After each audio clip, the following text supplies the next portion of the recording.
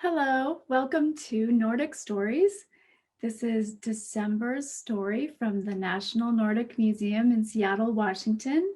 Today we will be reading a story about Santa's Littlest Helper, and it's a book that is written from an author who is from Finland. So first we will learn a few words in Finnish. Hi everyone, Siri is here today and she's going to help teach us a few words in Finnish. So first let's learn, how do we say hello in Finnish? I hear that there's actually two ways. There's a formal hello and then an informal hello, right Siri? Okay, so if I were going to say a formal hello, what would I say in Finnish? Terve. Terve. Can you at home say it? Okay, great.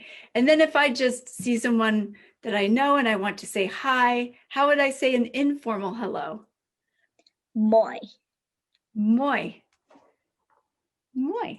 I like that. Okay, now let's see. If we were going to ask someone, how are you? What would we say?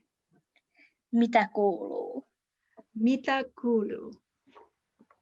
Mitä kuuluu? Okay, great.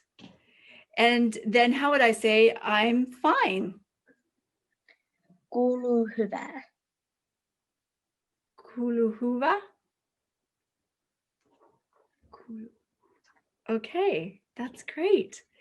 And now let's talk about Santa. How would I say Santa Claus or Santa in Finnish? Joulupukki. Joulupukki. Joulu. All right. Because what is the word Christmas in Finnish? Joulu. Joulu. Okay, great. Joulu. So then how would I say Merry Christmas? Hyvää joulua. Hyvää joulua. Okay. Hyvää joulua. All right, great. And now, how would I say goodbye? Hei hei. Hey, hey. All right. Hey, hey, Siri. Thank you. Bye, everyone. And now here is our story, Santa's Littlest Helper.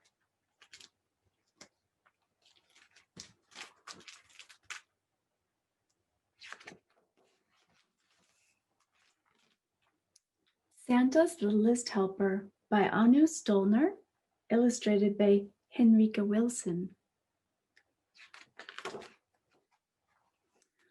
Far in the north, where the first snow falls in summertime, a special village is hidden away. The village where Santa and all his helpers live. And in that village lived a little helper who couldn't wait for Christmas. He was always the first to bring a Christmas tree back from the great forest, the first to clean his sleigh, polish his boots, and spruce up his red Christmas coat. As for presents, the littlest helper had his wrapped and ready while the other helpers were still choosing theirs. He liked to give toys that he had made himself. He could make all sorts of things, like brightly colored cars, spotted wooden dogs, rocking horses, and doll houses. He also baked wonderful cinnamon stars, honey cakes, and chocolate cookies. His gingerbread was the finest in the whole world. Once all the presents were wrapped and cookies were baked, he looked forward to delivering them to the children, but every year the same thing happened. No, you can't come, said the chief helper, who was in charge of everything in the village. You're too small. Ha! The children would laugh their heads off, shouted one helper. If they could even see him, laughed another. with his tiny sleigh, said a third. The chief helper just smiled and said to the littlest helper, perhaps next year. But the littlest helper was beginning to doubt it. He didn't want to see or hear the other helpers set off on their journey with Santa, so he closed the shutters and stayed in his room all alone. He didn't mind that he was smaller than the others, but he was very sad that he wasn't allowed to go visit the children. In the evening, when everything lay quiet and deserted, he ventured outside. He wasn't allowed to fly with the others, but he could at least stretch his legs. The stars twinkled, but the little helper didn't look at them. The others would be flying up there somewhere in their reindeer sleigh. And then suddenly he heard voices. In the great forest, only animals lived in the forest. What were they talking about so late at night? The littlest helper was small enough to sneak up close without the animals noticing him. The squirrel was there, and the hare, and the bear, and the wild pig, and the mice, and the owl. They were all complaining. It's not fair, said the bear. Santa and his helpers take the presents to the humans every year, but they never come to visit the animals. And we're right on their doorstep, grumbled the hare. Ooh, it's always been like that, said the owl. I'm afraid it will never change. But it did change. As soon as the little helper heard what the animals were saying, he silently slipped away and ran home. He checked his clothes in the mirror and packed presents into his sleigh, and then he was off again. He had no reindeer, as they had all gone with the other helpers, but he could easily push the sleigh far into the forest. That evening, the animals had a party. The great forest had never seen anything like it. All the animals received presents, but the growly bear was happiest of all. He had never been given anything in his life before. And the owl was the proudest. She tried on her new pullover and was instantly the best dressed bird in the whole forest. As soon as the other helpers returned, the littlest helper went to the chief and told him what had happened. The chief helper was amazed and called him Santa for the animals. Bravo, bravo, shouted the others, and they carried him high on their shoulders. And ever since then, the littlest helper has been just as important as the big ones.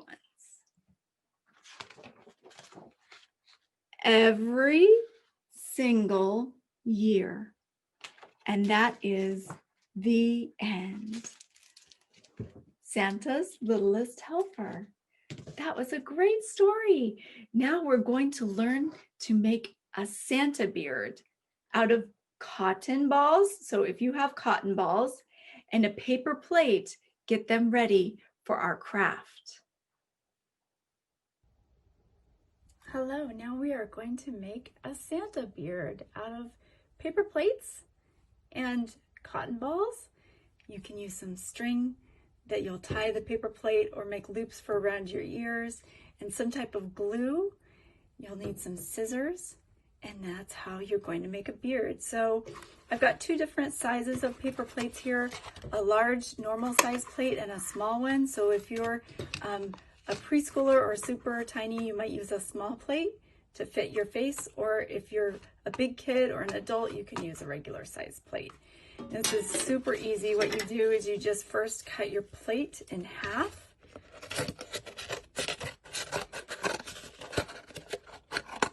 And then once you've cut it in half, you're going to figure out just about where your mouth would be. So maybe hold it up to your face and mark it where your mouth would be, right kind of in this section here. And then you're just going to have someone like a big person help to put the scissors right through the center and then cut out that little section of mouth, which can be a tricky thing. Sometimes I put it down flat and then do some snips. And it doesn't have to be perfect because the cotton balls will cover up any section that you kind of have cut out around your mouth, especially if it's not super perfect, just so you can breathe, right? And then once you've got a little mouth section cut out, you'll take two sides, and unless you have a hole punch, you could use a hole punch, but if you don't, you just do the same thing. A big person can do this because it's tricky. Just make a hole on either side so that you can tie some of your string. And you could do it, I think the easiest way to do it is to measure a certain length of string that will fit around your ear. If you have elastic at home, of course you can use elastic, but string will also work just to kind of loop it around your ear. So I just put a couple knots in my string until it creates a loop on the side of my mask. And I would measure that to the right length to fit around my ear. So try on your mask and see how it fits. Get all your fit right. And then once you've got it set to fit your face, you'll cover this whole section with glue. And then this is the fun and easy part. You'll just attach on your cotton balls to every place where you've put glue, and then probably let it sit for about 30 minutes or maybe an hour to dry. And then we'll take a look at the finished product. And here we have the finished product, a Santa beard. It's a paper plate with all the cotton balls glued around it and some loops of string that you can use to put it around your ears. So let's see how it works. Just like this, and then around like this. Get it on your face and get ready to say, ho, ho, ho. Merry Christmas. Do you remember how to say Merry Christmas in Finnish? Hyvää joulua. And here is Santa. And Santa was joulupukki. And he says, hey, hey, have a good Christmas. Goodbye. Thank you.